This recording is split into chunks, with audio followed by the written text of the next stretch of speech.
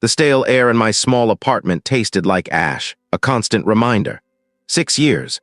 6 years since the fire, since the roar of the flames became the only sound I truly heard, echoing in the hollow chambers of my chest. I traced the scarred wood of my drafting table, the grain rough beneath my fingertips, a ghost of the smooth surfaces I once envisioned. My architect's hands, once steady and precise, now trembled with a tremor that had nothing to do with age. Guilt was a weight, pressing down, crushing the air from my lungs, a silent, suffocating presence that never left. I remembered the blueprints spread across this very table, the meticulous lines, the careful angles. Every detail, every calculated stress point, every choice had been mine. And then the inferno, the blinding orange glow, the screams that still tore through my sleep, raw and desperate. My wife, my son, my daughter. Gone because of a house I designed, a house I was proud of. The irony was a bitter metallic taste on my tongue. My days bled into each other, a monochrome blur. I avoided sunlight, preferred the muted gray of dawn or the inkai black of night. I took odd jobs, things that required no creativity, no passion, nothing that could possibly lead to another catastrophe. My latest penance found me in the belly of an abandoned factory, its skeleton rising against the bruised sky. My role was simple: monitor the defunct systems, ensure no scavengers breached the perimeter. A caretaker of decay, a fitting occupation. Tonight, the low hum of the ancient machinery was a lullaby to my despair. I sat hunched over a flickering monitor in the factory's nerve center, what used to be the control room during shift change, 2-minute blind spot. The console was a relic, a mosaic of dead lights and dusty buttons, but one screen still cast a weak, greenish glow. My eyes, accustomed to the gloom, scanned the grainy feed from external cameras, watching nothing. The other monitor displayed old schematics, not of this factory, but a personal project I'd dragged in to distract myself, the original plans for my house, meticulously dissecting every beam, every wire, searching for the fatal flaw I'd overlooked. My pen hovered over a joist, a microscopic crack in the design I'd never seen before. It felt like an endless, futile excavation of my own culpability. The clock on the wall ticked with an exaggerated slowness. The night guard, a hulking man named Miller, was due to relieve me. I heard his heavy footsteps approaching, then the jingle of his keys. He'd be here in a moment, sign the log, exchange a grunt, and I could retreat into the cold solitude of my car. Suddenly, the screen showing the perimeter feed flickered, a brief burst of static. My eyes darted to it. Nothing, just the familiar, rain-streaked concrete of the loading dock. But then, as Miller's shadow fell across the doorway and he began fumbling with the logbook, looking down, a fleeting distortion rippled across the screen. It was gone before I could properly register it, a trick of the light, perhaps, or the dying gasp of the old electronics. Miller coughed, signing his name with a flourish. He didn't look up, preoccupied with his task. It was precisely during this 2-minute blind spot, this small window of diverted attention, that it had happened. I blinked, rubbing my eyes. My heart gave a frantic flutter against my ribs. Had I imagined it? The screen settled back into its monotonous gray, showing only the empty dock.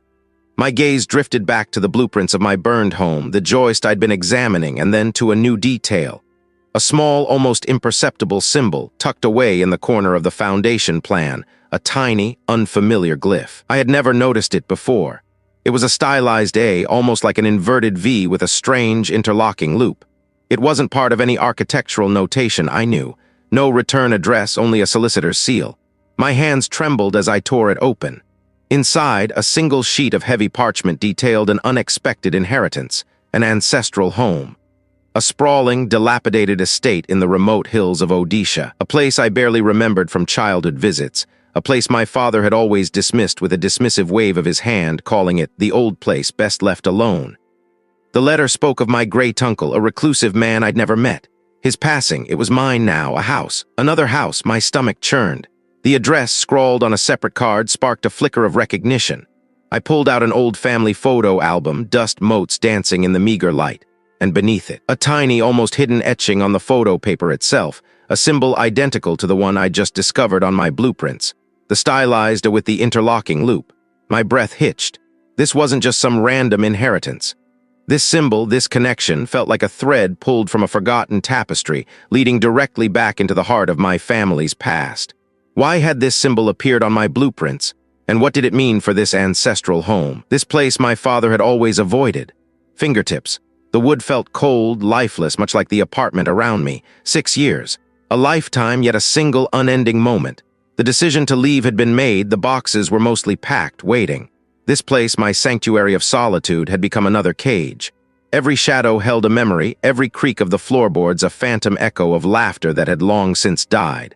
I sealed the last box, the tape tearing with a sharp, final sound. No turning back now. It was a chance, perhaps my only one, to escape the suffocating weight of my own design, a house that had become a pyre. I pulled on my jacket, the worn leather smelling faintly of old coffee and regret. One last glance at the empty rooms, at the ghost of a life I'd destroyed. The silence was absolute, a judgment. The drive was long, the highway stretching before me like a ribbon of asphalt unspooling into an uncertain future. Cityscapes gave way to rolling hills, then dense, ancient forests. My mind drifted, replaying fragments of blueprints, the careful calculations, the pride in the clean lines. Then the fire, the orange glow against the night sky, the screams swallowed by the roar. I gripped the steering wheel tighter, my grip tight. This new house, I hoped, would be different. A place to rebuild, to forget, even if just for a moment the architect of my own sorrow. The road narrowed, winding through a neglected grove of towering oaks whose branches, gnarled and skeletal, clawed at the gray sky. A wrought iron gate, rusted and half obscured by overgrown ivy, marked the entrance. It groaned open with a protesting shriek as I pushed it, a sound like an old man clearing his throat. The ancestral home. It wasn't just old, it was weary. Stone walls, once grand, were now streaked with grime and moss. A leaning porch, its wood warped, offered no welcome. The air thickened with the scent of damp earth, decaying leaves, and something else, something metallic like old pennies clinging to the stillness. I killed the engine. The sudden silence was profound, pressing in on my ears. Even the birds seemed to avoid this place. I stood there for a long moment, the key heavy in my hand, the weight of generations settling on my shoulders. Dust motes danced in the sliver of fading light from outside, swirling like forgotten spirits. The air inside was stagnant, tasting of forgotten things, old paper, dried flowers, and a faint, acrid tang I couldn't place. My footsteps echoed on the grand, checkered marble floor of the foyer, the sound swallowed almost immediately by the vastness of the space. I found the main breaker, a relic of an earlier age, and flipped it.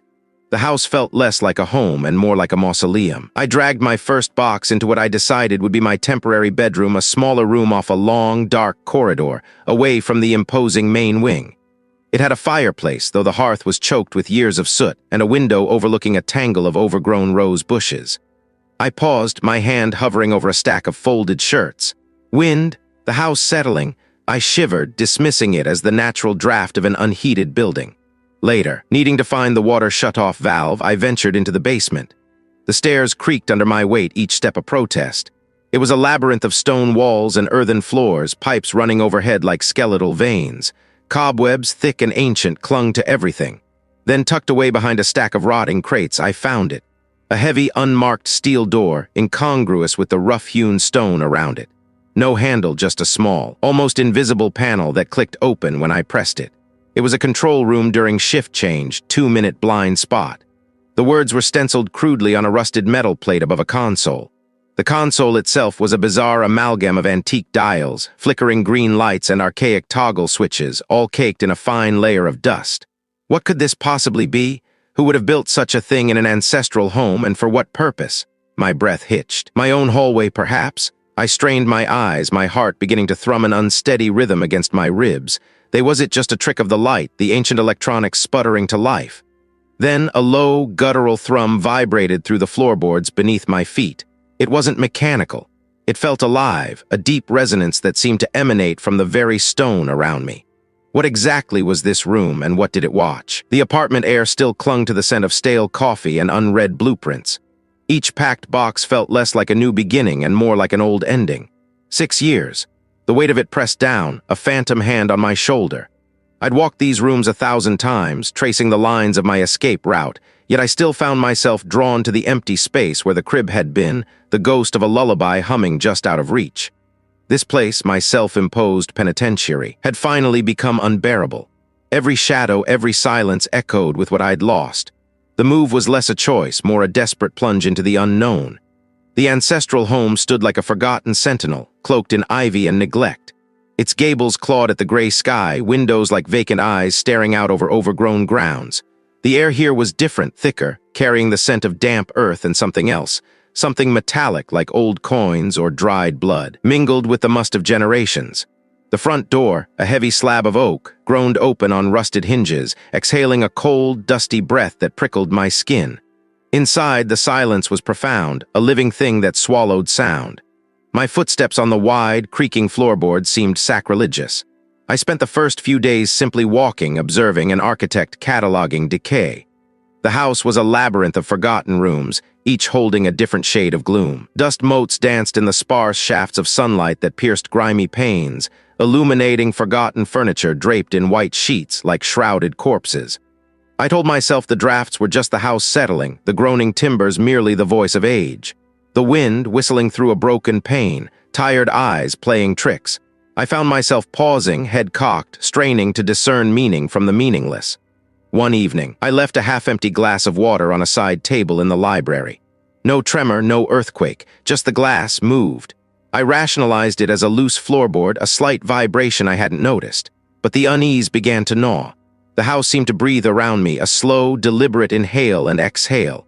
My gaze would dart to the corners of the room, searching for movement, for a presence I couldn't define. My heart would thump a frantic rhythm against my ribs. I felt a constant tightness in my chest, a pressure building behind my eyes. Curiosity, an architect's instinct, propelled me. I spent hours chipping away, revealing a hidden door, narrow and made of reinforced steel, almost seamlessly integrated into the wall. It had no visible handle, only a faint outline. A faint hum vibrated through the metal. I found the release mechanism, a cleverly concealed lever behind a loose brick. The air here was thick with the scent of ozone and something vaguely acrid like burnt wires. The passage led to a larger, cavernous space, clearly not part of the original ancestral home. It felt industrial, out of place. This was no cellar. At its center stood a room bathed in a dim, pulsing green light emanating from a bank of archaic monitors. This was the control room during shift change, 2-minute blind spot.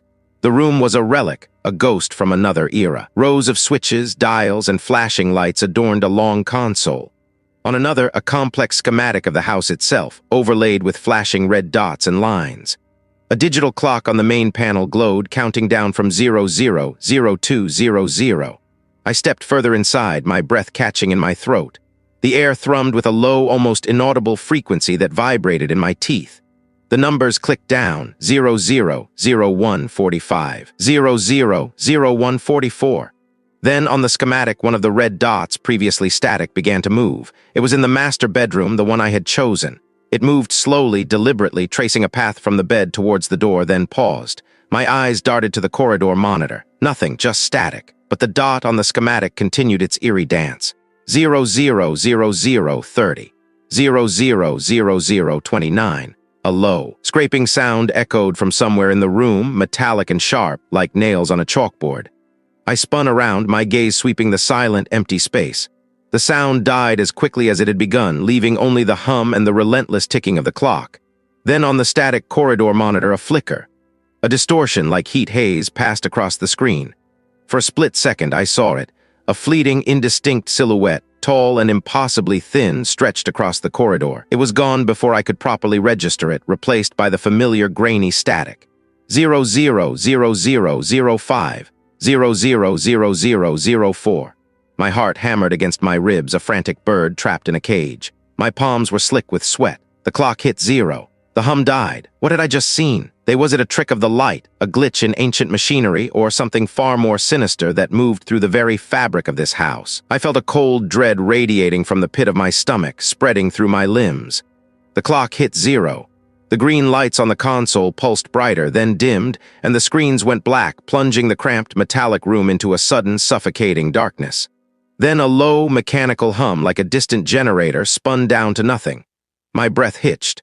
I fumbled for the flashlight clipped to my belt, its beam cutting a shaky arc through the gloom. Dust motes danced in the artificial light, thick as snow. I was alone, trapped in this hidden bunker, a labyrinth of conduits and blinking lights. I'd stumbled into behind a revolving bookshelf in the library. This wasn't just an ancestral home. It was a cage, or worse, a laboratory. I knew instinctively what this meant. The abrupt blackout, the synchronized shutdown, it was a routine, a shift change. And in that brief 2-minute interregnum, that blind spot, I was truly unobserved, a sliver of opportunity, sharp and dangerous. My architectural instincts kicked in, overriding the primal fear. This wasn't the work of some spectral presence, not entirely. This was engineered. The sheer complexity of the wiring, the industrial-grade server racks lining the walls, the precisely timed shutdown protocol, it screamed human design, human intent. And if it was human, it could be understood. It could be dismantled. I moved, my boots scraping on the grimy concrete floor. The air was stale, thick with the scent of ozone and old dust, a metallic tang that pricked the back of my throat. I examined the console, running my fingers over the inert buttons, the cold glass of the screens. Each component was custom-built, seamlessly integrated into the structure. I needed to understand the scope of this network. I needed to see what it controlled. I found the access panel behind a loose grate near the floor. It was a simple latch hidden by decades of accumulated grime. My fingers, still trembling, worked at it. It clicked open. Inside, a bundle of thick insulated cables snaked into the wall. I pulled one free, a data line, and felt a faint vibration, a residual pulse that hummed against my fingertips. This wasn't just observing, it was active.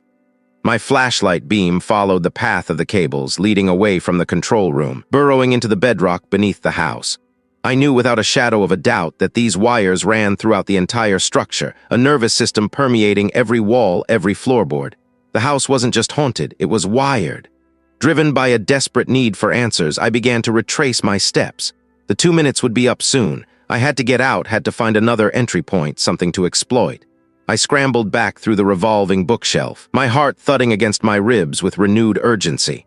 The library was just as I'd left it, bathed in the sickly yellow glow of a single sconce, the air still and heavy with the scent of decaying paper.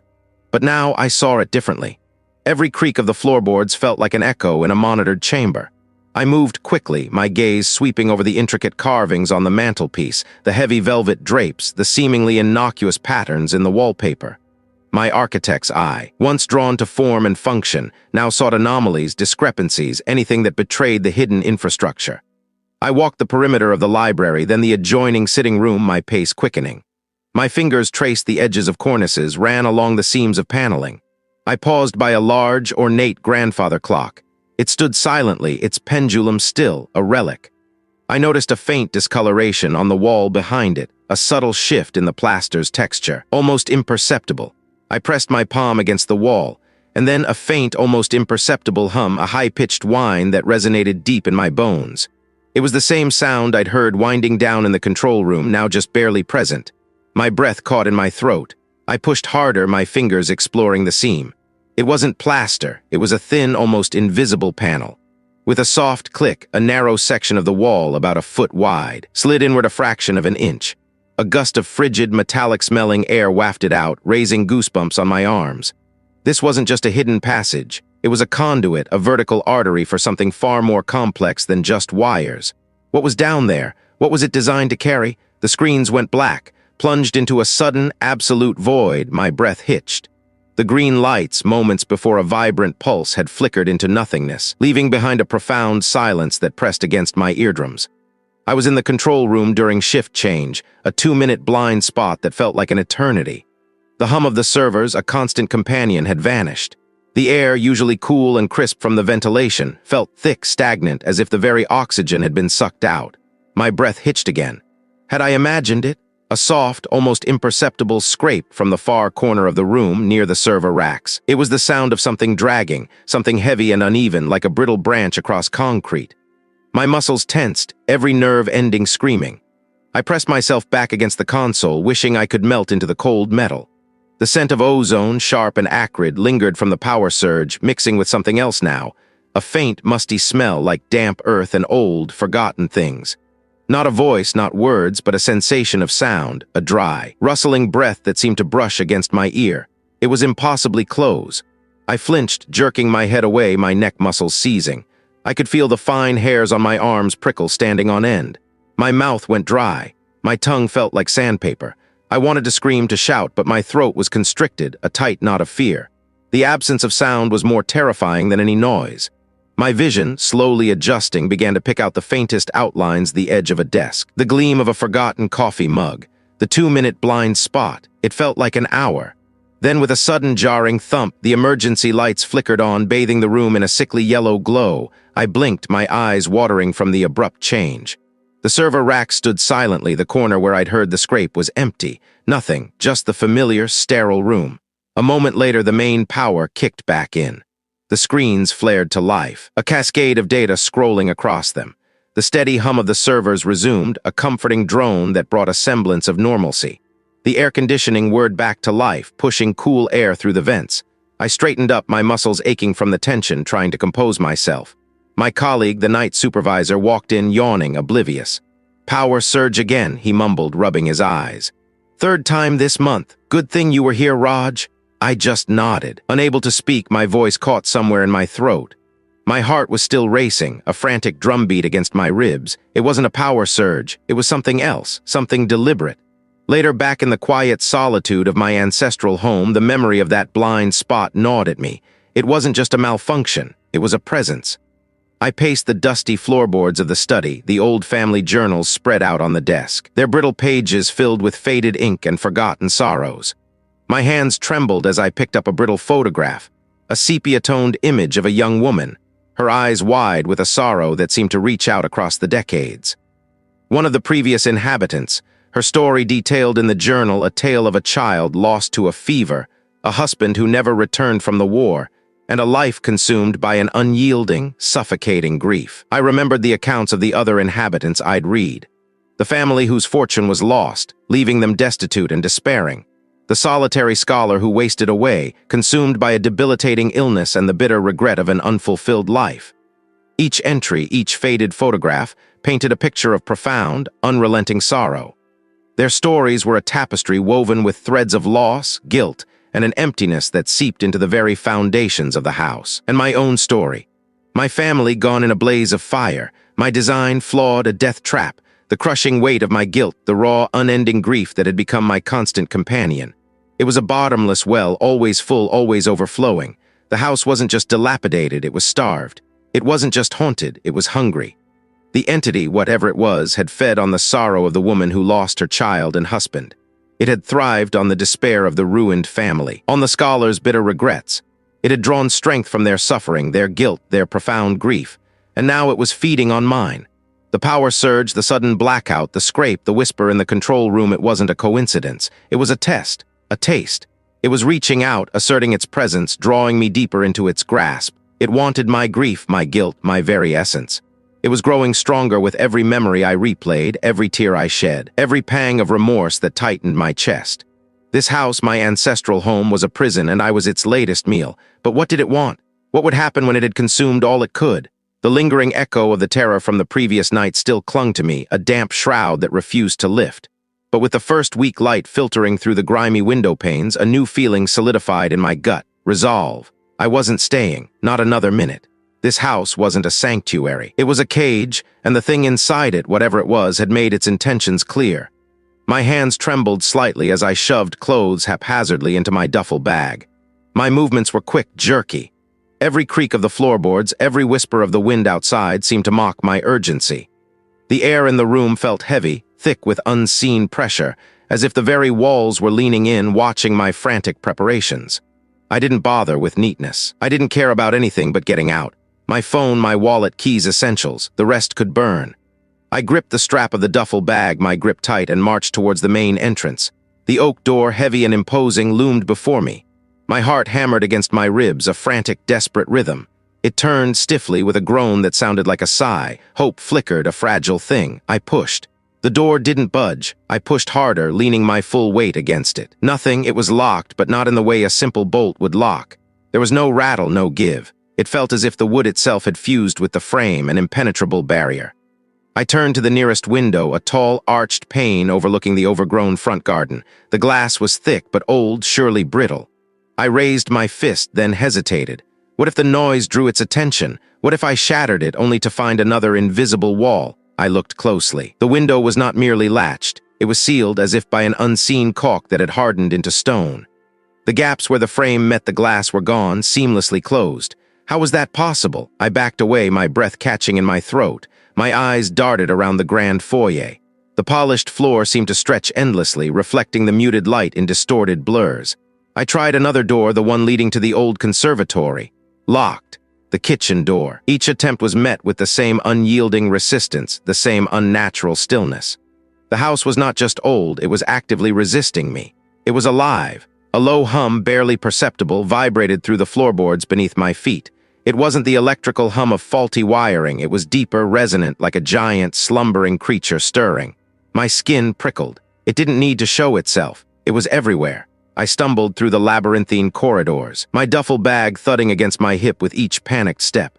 Every exit I tried was sealed, blocked, or led me back to a hallway I'd just left. The house was playing with me, a cat toying with a trapped mouse. My chest tightened, my lungs burning with the effort of breathing the heavy air. I pressed my hands against a stretch of wall in the servants' quarters, my fingers blindly searching for a seam, a loose panel, anything. My desperation was a raw, aching thing. My hand brushed against a section of wood paneling that felt different, slightly recessed, less solid than the rest. I pushed hard with the flat of my palm. With a soft click, barely audible above my ragged breathing, a section of the wall slid inward, revealing a narrow, dust-choked passage. A hidden passage. A desperate hope surged through me. This wasn't an exit, not yet, but it was a way out of the immediate trap. I fumbled for my phone, its flashlight beam cutting a shaky path through the gloom. The passage sloped downwards, the rough-hewn stone walls damp and slick under my fingertips. Cobwebs, thick and heavy, brushed against my face, making me gag. The metallic tang grew stronger, mingling with the scent of mildew. The passage opened into a larger space, a room that was jarringly out of place. It wasn't ancient, not like the rest of the house. It was functional, almost industrial in a forgotten way. Rusted metal consoles lined one wall, adorned with defunct gauges and switches that looked like they hadn't been touched in decades. This was a control room, but for what? The air here was different too. I stared at the screen, my heart pounding, trying to make sense of the faint, almost imperceptible images that flickered across its surface. They weren't clear, but I saw schematic lines, glowing faintly, tracing the outline of this very house. And within those lines, pulsing like veins, were strange, intricate symbols I couldn't decipher, symbols that seemed to writhe and shift, mirroring the unseen presence I had felt. Then just as suddenly the hum returned, deeper, louder, vibrating through the metal consoles, rattling the loose wires. The images on the screen flickered once, then vanished, leaving only the black glass reflecting my terrified face. I spun around. The passage I had entered through was gone, sealed once more, indistinguishable from the rough stone wall.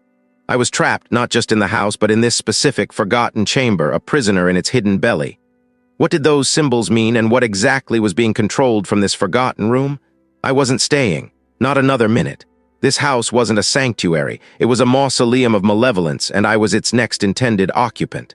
My hands trembled as I packed, but my movements were sharp, decisive. Each item I shoved into my duffel bag felt like a small act of defiance.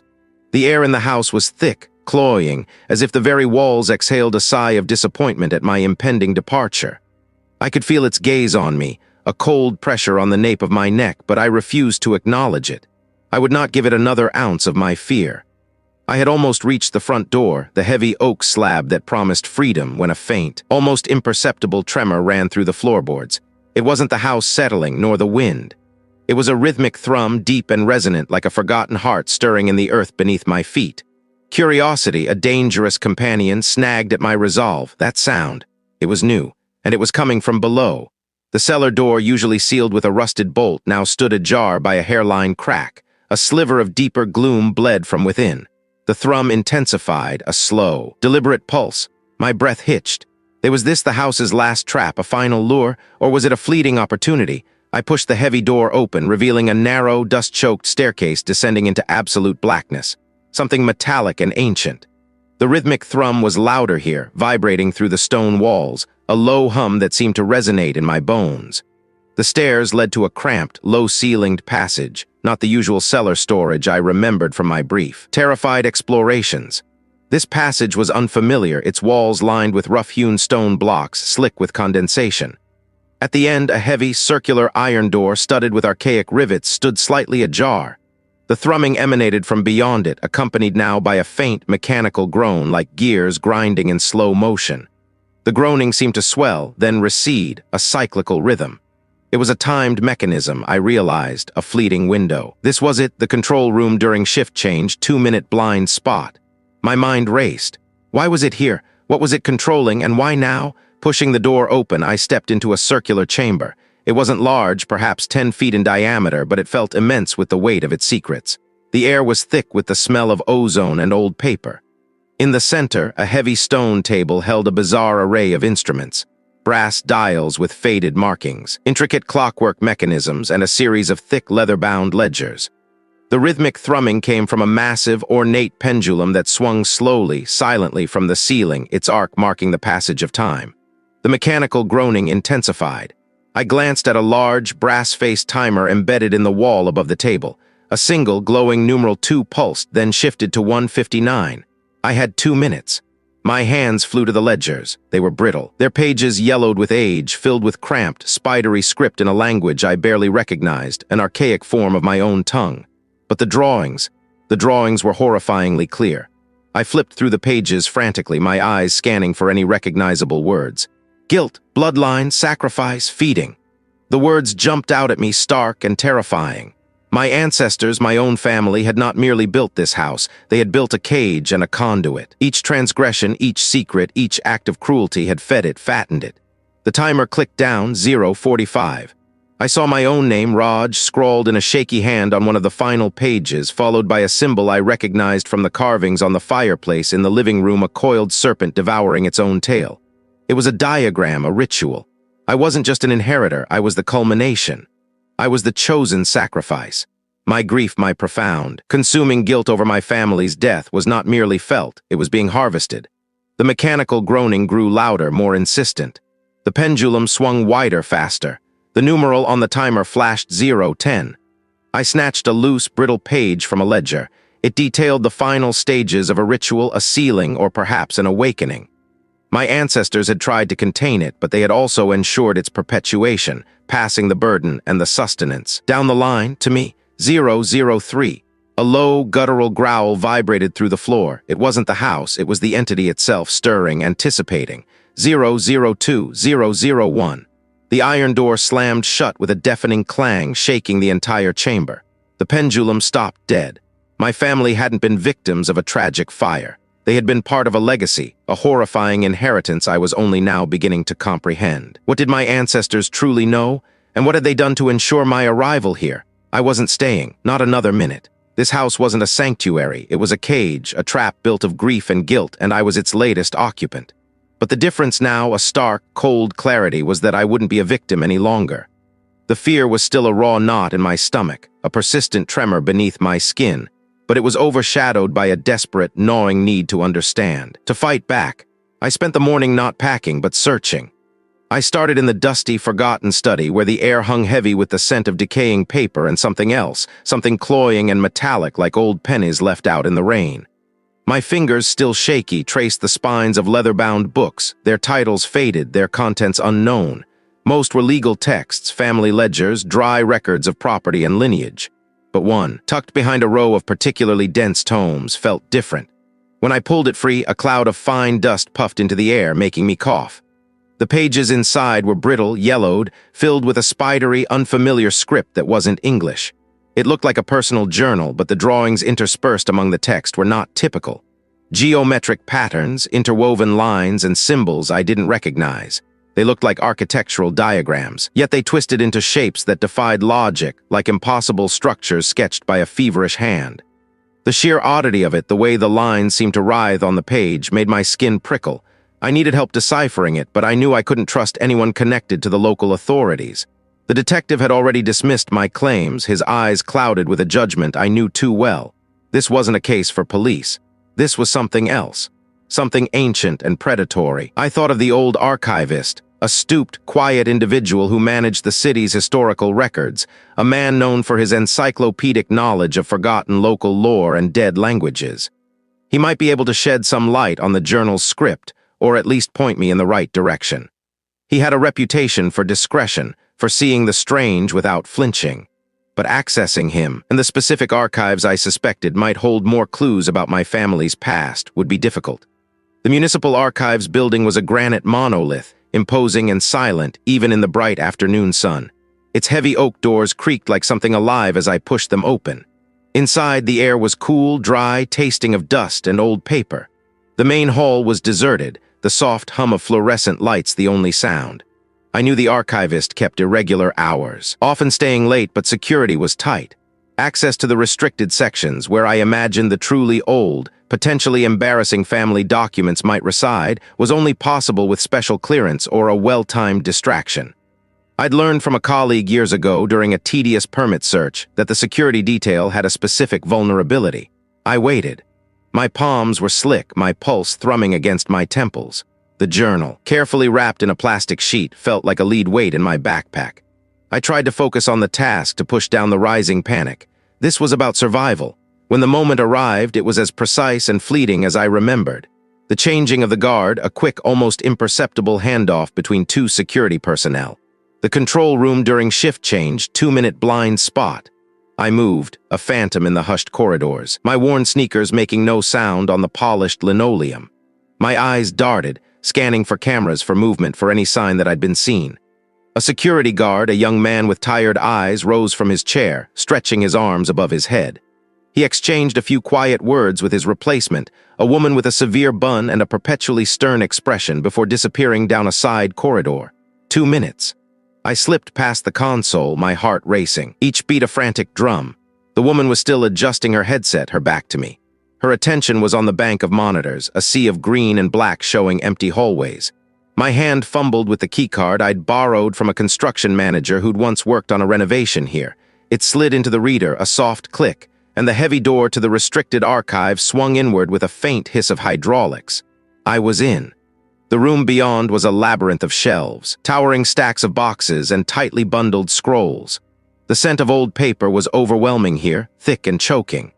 I ignored the general chaos, my gaze fixed on the back corner where the oldest family records were rumored to be. I knew exactly what I was looking for: the original survey maps, the foundation permits, anything from the very first construction of my ancestral home.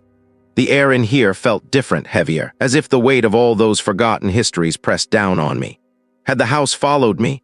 What secrets would these forgotten documents reveal about the house and about my family's legacy? I wasn't staying, not another minute. This house wasn't a sanctuary, it was a cage, and I was done being its captive. I started to pack, my movements quick and decisive. The old leather duffel bag lay open on the dusty floorboards. Shirts, trousers, the few personal effects I'd brought, I tossed them in without care. My fingers brushed against the worn spine of my father's journal. I hesitated, then snatched it up, tucking it deep inside a folded sweater. It felt like a tether to the past, a past I was desperate to understand, even if it was the very thing trapping me here. A floorboard creaked upstairs, a slow, deliberate groan that wasn't under my weight. I froze, my breath catching in my throat. It wasn't the settling of old wood, it was too heavy, too purposeful. I felt eyes on me, an icy prickle on the back of my neck. The air in the room grew heavy, thick with something unseen and hungry. Every instinct screamed at me to run, to leave everything behind and just escape, but a stubborn defiance flared. I wouldn't leave without answers. I wouldn't let this thing win, not entirely. As I zipped the duffel, my gaze fell on the tattered map I'd found in the study, the one with the cryptic markings around the property's edge. My family's old land. And then a memory, sharp and sudden, a conversation I'd overheard as a boy between my grandfather and a stern-faced surveyor about an incident at the old family industrial site, something about a missing worker and strange electrical surges. The site was long abandoned, but the family company had maintained an off-site archive of property records, old blueprints, and maintenance logs. A desperate thought sparked. What if the house wasn't the beginning of the horror, but merely its current manifestation? What if the entity's roots went deeper, into the very land itself, into the family's other holdings? I needed to find those old records. I remembered the address, a forgotten district on the city's outskirts, where the remnants of our family's industrial past lay crumbling. There was a specific building, a central hub that had managed security and logistics for all the family's properties before its closure. I remembered my father mentioning a control room, a place where all the old surveillance tapes and logs were stored. It was a long shot, but it was the only lead I had. The drive out was a blur of grimy cityscapes giving way to derelict industrial parks. The building loomed, a concrete monolith stained with decades of grime, windows like vacant eyesores. A single rusted sign read, Sterling Corp. Property Management. The gate was rusted open, a silent invitation. I eased my truck through, the tires crunching on broken asphalt. Inside, the air was cold and stale, smelling of damp concrete and forgotten machinery. Dust motes danced in the sparse beams of light filtering through high, dirty windows. The silence was profound, broken only by the echo of my own footsteps. I navigated by memory, down a dimly lit corridor past rows of defunct offices. I found the door to the old data center, heavy and reinforced. The lock was rusted, but with a firm tug, it gave way with a screech that made my teeth ache. Beyond it, a narrow passage led to the main area. I knew the old schedules, the gaps in the antiquated security patrols. Even abandoned, I trusted the lingering echoes of routine. A low, persistent hum permeated the space, the sound of ancient power still struggling to maintain a ghost of its former purpose. The air was thick with the scent of ozone and something metallic, like old blood. My gaze swept across the room, searching for the archive cabinets. Then I saw him. A figure hunched over a console in the far corner, illuminated by the sickly green glow of a single active screen. "The caretaker," I muttered under my breath, my heart racing. He was gaunt, his shoulders slumped, his clothes an ill-fitting uniform that looked decades old. He didn't move, didn't seem to notice me. Was he another victim or a pawn? My eyes darted to the archive cabinets, rows of them labeled with faded placards. Sterling Properties 1950-1970. One read. That was the era I needed. My hand trembled as I pulled open a drawer. Inside, dusty files were crammed together. I scanned them, my fingers brushing against brittle paper. "Looking for something?" A voice rasped. I spun around. He hadn't made a sound. My stomach clenched. "Just checking old family records," I stammered, trying to keep my voice steady. He took a step closer, and in the dim light I could make out his features. His skin was pale, almost translucent, stretched taut over sharp cheekbones. His eyes were wide, unnervingly still, like polished stones. How did he know my name? A surge of adrenaline coursed through me. He wasn't just a caretaker, he knew he was part of this. My eyes darted back to the cabinet. The caretaker lunged, moving with a speed that belied his frail appearance. His fingers, long and bony, clamped onto my wrist with surprising strength. "You don't want to see that," he hissed, his grip tightening, digging into my flesh. His eyes, now closer, seemed to swirl with an ancient, predatory hunger. I struggled, pulling back with all my might. His grip was like iron. This wasn't just a man. I could feel a faint vibration emanating from his touch, a low hum that mirrored the one from the consoles, as if he was part of the very machinery of this decaying place. I twisted, slamming the file cabinet door into his arm. He cried out, a sound that was more a dry crackle than a human scream, and his grip momentarily loosened. I ripped my hand free, clutching the file to my chest, and stumbled backward, my heart a frantic drum against my ribs. I turned and ran, scrambling past the consoles, ignoring the shouts that now followed me, distorted and echoing. I didn't dare look back. I burst out of the data center, down the corridor, and out into the relative safety of the broken gate, not stopping until I reached my truck. My hands shook as I fumbled with the keys, starting the engine. I sped away, leaving the silent, hulking building behind me. The file lay on the passenger seat, a thin, unassuming folder that now felt heavier than any stone. What horrors had I just unearthed? And what would happen to the caretaker now that I had it? I wasn't staying, not another minute. This house wasn't a sanctuary, it was a cage, a tomb, and I was its next intended occupant. But the resolve wasn't to flee. No, not anymore.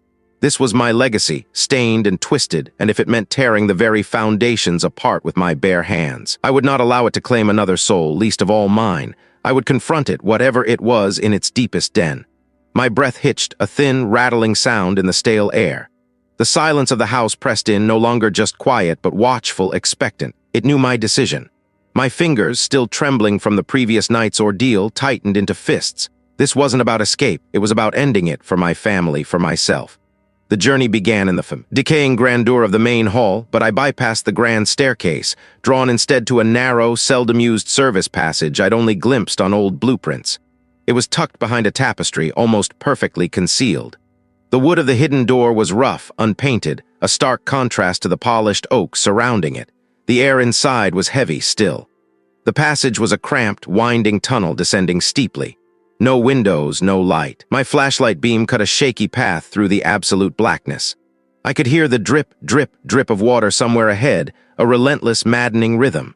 The passage opened into a vast, cavernous space beneath the house, far larger than any architecturally sound basement should be. It felt like an impossible pocket, a warped dimension carved out of solid rock.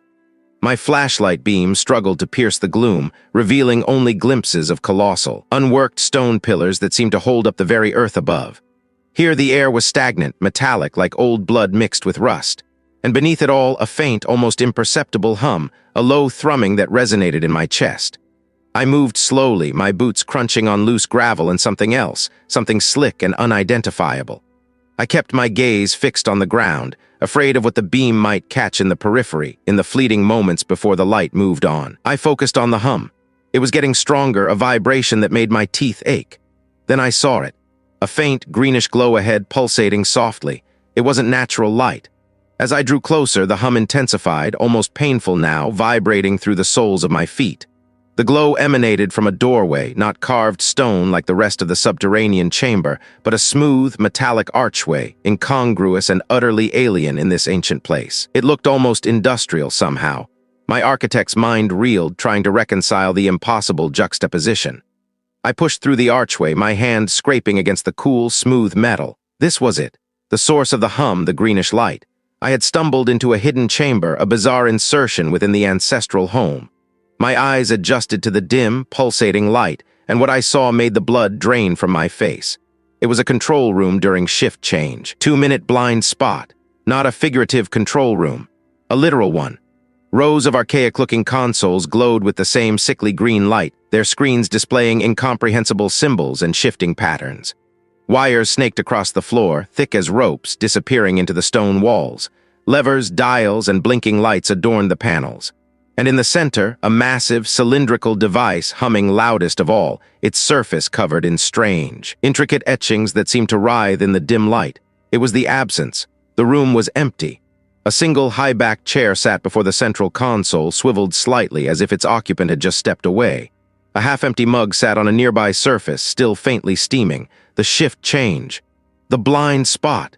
It was a window, a moment when the unseen operators of this horror were elsewhere.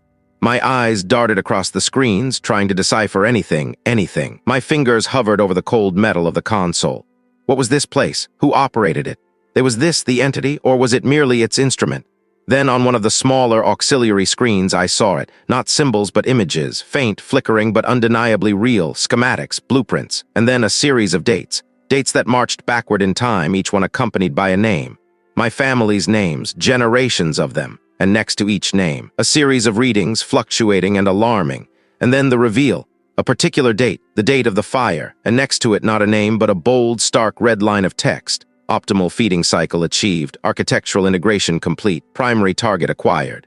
My knees buckled. I gripped the console, my grip tight, the cold metal biting into my skin. It wasn't an accident, the house, my design, it had all been part of a cycle, a deliberate act. The entity hadn't just fed on my grief, it had orchestrated it. And my family, my ancestors, they weren't just victims, they were part of this grotesque equation. They had known. They had built this, they had maintained this. The hum of the central device intensified, vibrating through the floor, through my very bones. The air grew heavy, thick with a palpable presence. I wasn't alone anymore. The blind spot was over.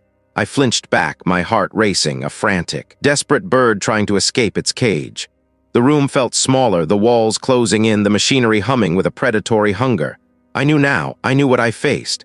But knowing didn't make it any less terrifying. Could I truly dismantle something that had been meticulously crafted and sustained by my own bloodline, a legacy of horror waiting for its next architect to complete its design? My knees buckled. The house.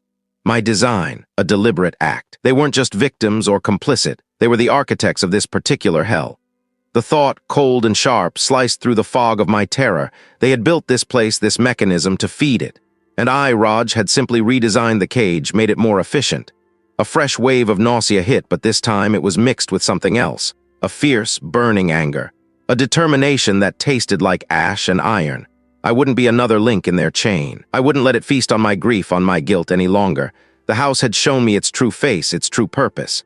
Now I would show it mine. I moved, a desperate energy coursing through me. My mind, usually a chaotic mess of blueprints and anxieties, was now a laser focus. The house wasn't just a structure, it was a complex machine. And every machine had a heart, a control center. I knew where it was. My ancestors had hidden it well, but their architectural language, their subtle patterns, had been etched into my very being.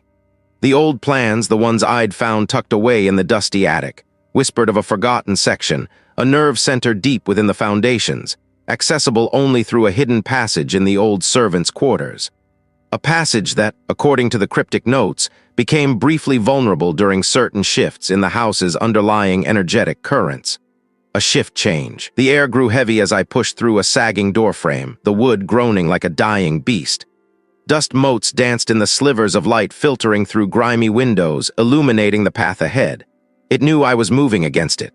But I pushed through, my hands running along familiar textures: rough plaster, cold stone, the distinct grain of ancient oak. I wasn't just walking. I was reading the house, interpreting its silent language. The servants' quarters were a labyrinth of narrow corridors and forgotten rooms.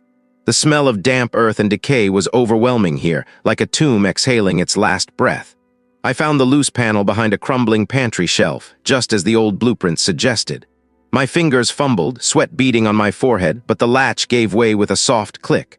A gust of stale, frigid air rushed out, carrying with it a faint, metallic tang. I crawled, scraping my knees and elbows on rough-hewn stone. I could hear my own ragged breathing, the frantic thrum of my pulse in my ears. I imagined the house groaning around me, its very bones shifting, trying to crush me in its embrace, but I had to keep going. I was so close. Finally, the passage opened into a larger space. I pulled myself upright, my muscles screaming in protest. Before me lay the control room during shift change, 2-minute blind spot. It wasn't what I expected. No flashing lights or futuristic panels. Instead, it was a cavernous, circular chamber carved from the bedrock beneath the house. At its center, a massive, intricate mechanism of gears, levers, and what looked like polished black obsidian shards embedded in a central stone pillar, hummed with a low, resonant thrum. The air here vibrated, charged with an unseen energy that made the hairs on my arms stand on end.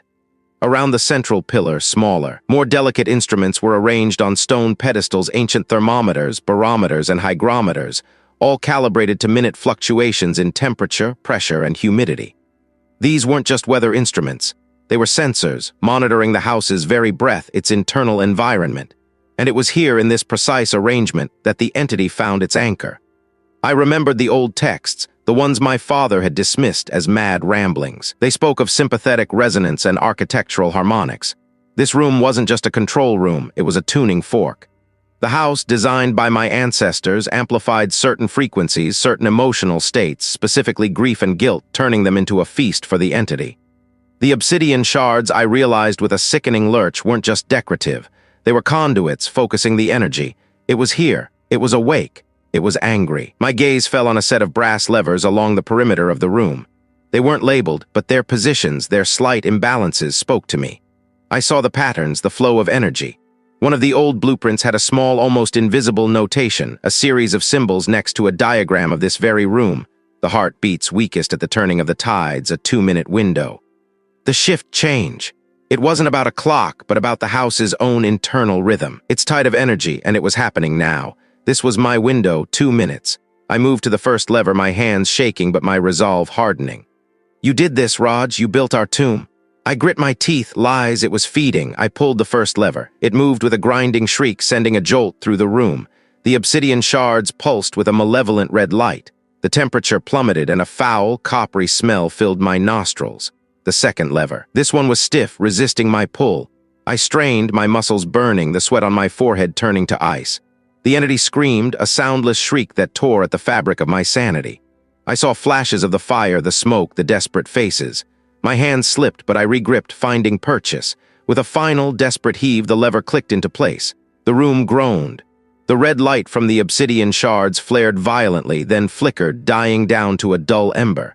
And now, they were being torn apart. This wasn't just about sealing it away. My ancestors had built this room to control the flow, to manage the feeding.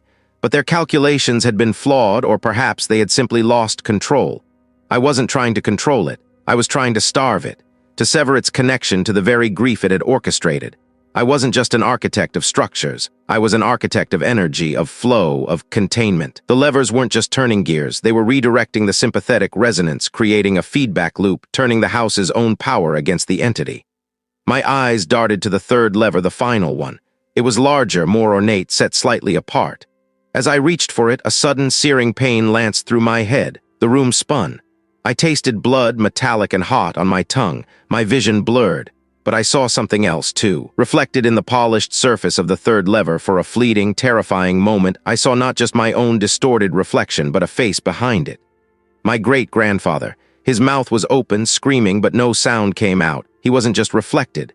He was part of it, a part of the mechanism. My ancestors hadn't just built the cage. They had built themselves into it, too. They weren't just complicit. They were the other side of the cycle, perhaps trapped here, their own grief and guilt eternally feeding the beast they had helped to create. And this final lever, what did it truly control?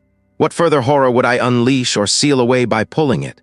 The grinding shriek of the first lever still echoed in my ears, a metallic scream that seemed to tear at the very fabric of the air in the control room during shift change, 2-minute blind spot. My hands, raw from the effort, trembled as I reached for the next one. The obsidian shards embedded in the central pillar pulsed with a malevolent red, a sickening heartbeat in the gloom. Shadowy forms, once indistinct, now writhed with furious clarity around the pillar, their silent screams tearing at my focus.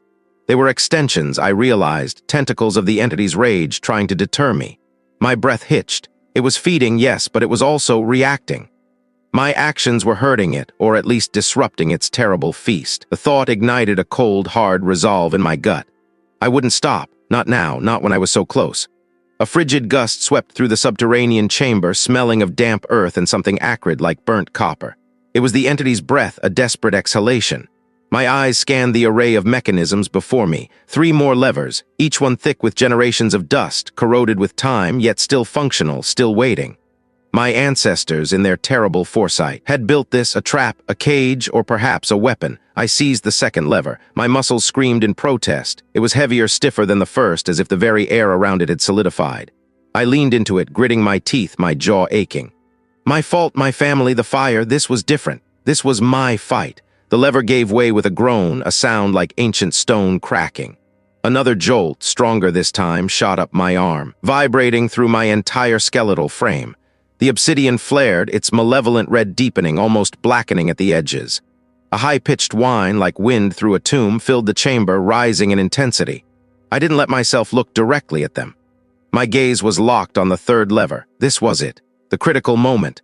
The shift change was happening. I could feel it, a subtle tremor in the very foundations of the house, a momentary weakening in the entity's hold. This was the 2-minute blind spot my research had hinted at, the narrow window when its power would momentarily falter, when the ancient mechanisms could be fully engaged without immediate catastrophic backlash.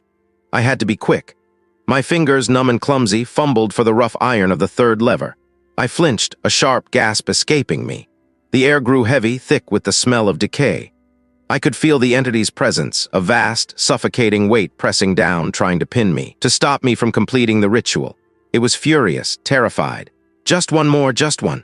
I pulled, this lever was stuck, it wouldn't budge. I pulled harder, straining every muscle in my body, my feet skidding on the gritty floor. My vision blurred, spots danced before my eyes, a desperate roar tore from my throat. It wasn't just physical strength anymore, it was pure, unadulterated will. I emptied myself into that pull, pouring every ounce of grief, guilt, and rage into it. With a deafening crack, the lever slammed into place. The entire control room erupted. The obsidian pillar pulsed violently, not with red, but with a blinding, searing white light that seared my retinas. A sound ripped through the air, unlike anything I had ever heard, a primal, guttural shriek of pure agony and fury, not human, not animal, but something ancient and terrible being torn apart. The floor beneath me bucked and groaned, dust and debris raining down from the vaulted ceiling. I stumbled, falling to my knees as the light intensified, consuming everything. The very air vibrated, a deafening roar that swallowed all other sounds. Then just as suddenly it stopped. I lay sprawled on the cold stone, my body aching, every muscle screaming in protest. My head throbbed. I blinked, trying to clear my vision, but the afterimages of the blinding light still danced behind my eyelids. A faint, sickly green glow emanated from the obsidian pillar now. It was dim, barely visible, a bruised and dying ember. The smell of decay still lingered, but it was fading, replaced by the scent of ozone and freshly disturbed earth. I pushed myself up, my limbs heavy, my breath ragged. My hands were scraped and bleeding, my clothes torn in places. The control room itself was scarred. Cracks spiderwebbed across the walls, and a large fissure had opened in the floor near the pillar, revealing nothing but blackness below. I had done it. I had survived, but it wasn't the same, it felt. And I wasn't the same either, I felt. Lighter, raw but lighter. What had I truly unleashed or merely contained in that brief, violent struggle? My fingers locked onto the cold, rusted metal of the lever. It wouldn't budge. The air in the control room during shift change, 2-minute blind spot, was thick with the dust of ages and the metallic tang of something foul. The shadowy forms, indistinct but undeniably there, pulsed at the edge of my vision, their silent screams of pressure in my skull. I pulled. My muscles screamed. The ancient mechanism groaned in protest, a sound like a dying beast. My feet slipped on the gritty concrete floor, sending a spray of dust into the stale air. This was it, the last chance. The blind spot wouldn't last forever.